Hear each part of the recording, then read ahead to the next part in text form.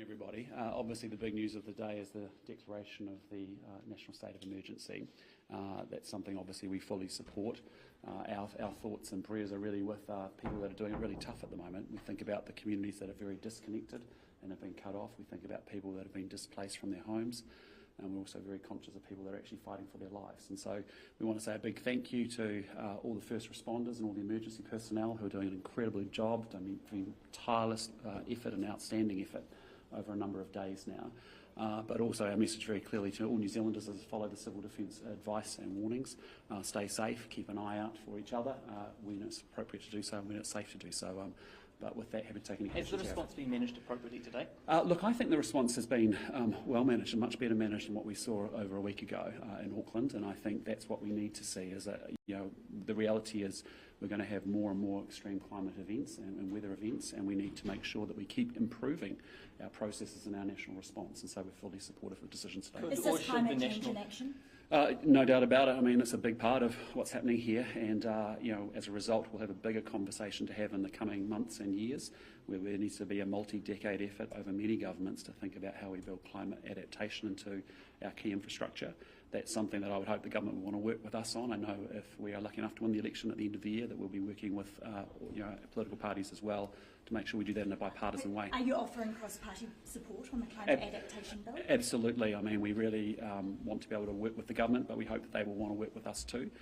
These are important issues, but they are deeply, deeply complex issues about who pays for it fairly, in terms of insurers, individual property owners, taxpayers, ratepayers. Is it this generation, future generation? So there's a lot of complexity to work through. As I said, it will be a multi-decade effort, and it's really important that we can work together in a bipartisan way. Over the last few weeks, given the storms that we've seen, has this skyrocketed climate change to the top of your agenda? No, I mean, we've been really clear about our position on climate change, which is we're deeply supportive of the net carbon zero 2050 goals. We've been deeply supportive of the NDC commitments for 2030, and we also supported the government, as you saw back in May, around the emissions reduction budgets as well. So we're fully on board with climate change, to be under no illusions about it. We might have slightly different means by which we deliver those ends, but we want to see those ends delivered big time. But this hasn't changed anything for the National Party then?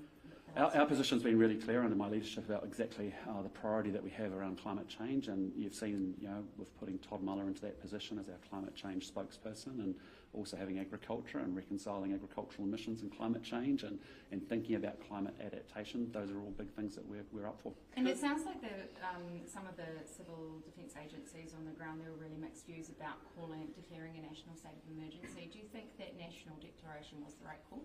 Look, I think when you've got 6 major regions that have actually declared local states of emergency, and it actually gives an ability to get comms and resources and communication in place, I think it's entirely appropriate. When we talked about this, Kieran McConnell said in a press release that the leader of the opposition was told this morning. What time was that? It was about 8:30 this morning. Yeah, do you think that they moved fast enough, or this should maybe have been done last night? Oh, look, as I said to you, I think we have a lot to learn. Over these last few weeks, what have we learned? I mean, what we've learned is that New Zealanders are at their absolute best supporting each other, and there is nothing better than seeing a Kiwi community come together. Yeah, sure, but was this to go The second thing is, what we need to be able to do is continually improve and work on our emergency management response.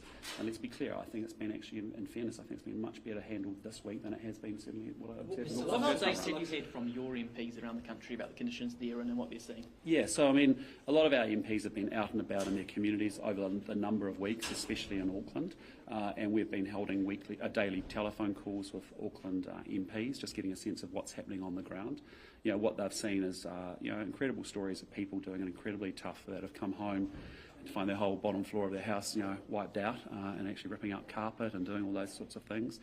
They've actually seen businesses that have been, I met with a young couple who just started a new gym and taken the lease 4 weeks earlier, ready to start up 4 days later.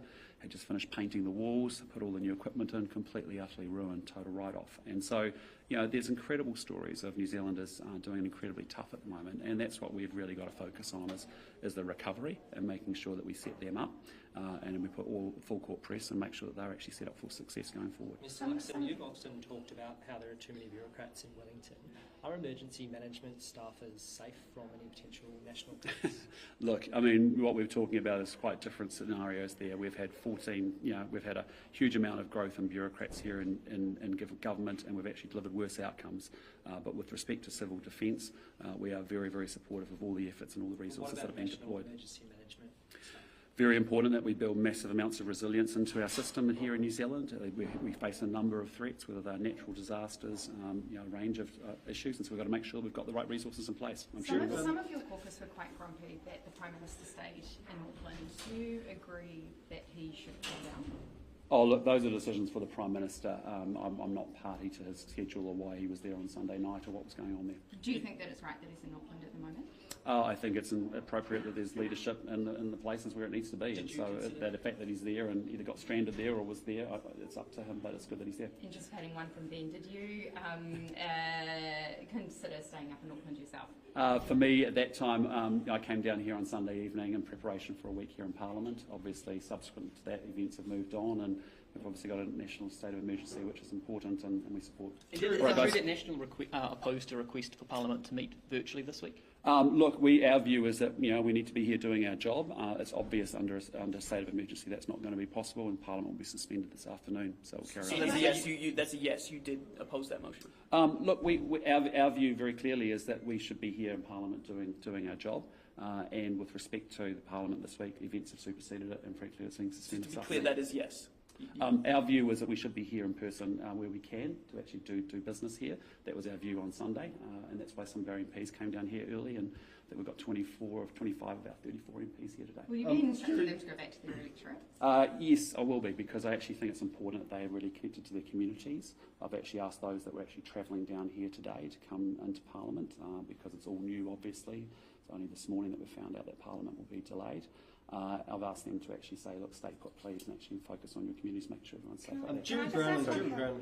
Jerry Brownlee, you've obviously had considerable experience in national state of emergency. What does it bring to bear to the response on the ground that the local states didn't, given your experience? Well, firstly, the local civil defence emergency management committees do a great job, and they do understand their own areas. But when you get it as widespread as this, there's clearly a role for government going into a recovery, and therefore understanding exactly how you respond at this point. So I think declaring the national state of emergency is the appropriate thing to do, and what people who live in those areas should expect. How significant is this, I guess, in New Zealand's history to have that declared again?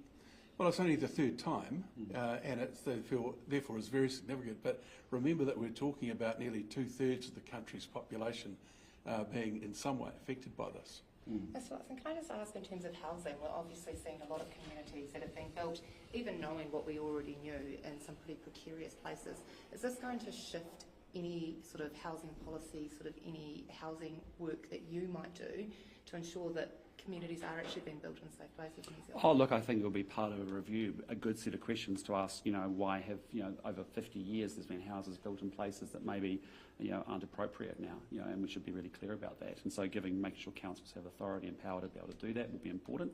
But from our point of view also, we have to acknowledge we've got a housing crisis here in New Zealand. We think, the best thing to do is to build houses. We support building houses up and out. And of course, we're open to any sensible changes to make sure we can continue that in the future. But do you think that successive governments over time have kind of pushed the climate change issue on the back burner in order to prioritise housing, and in the end actually just put housing in really ridiculous places? Well, look, I think it's easy in hindsight to sort of, I can't judge what people were thinking over the last 50 years or so.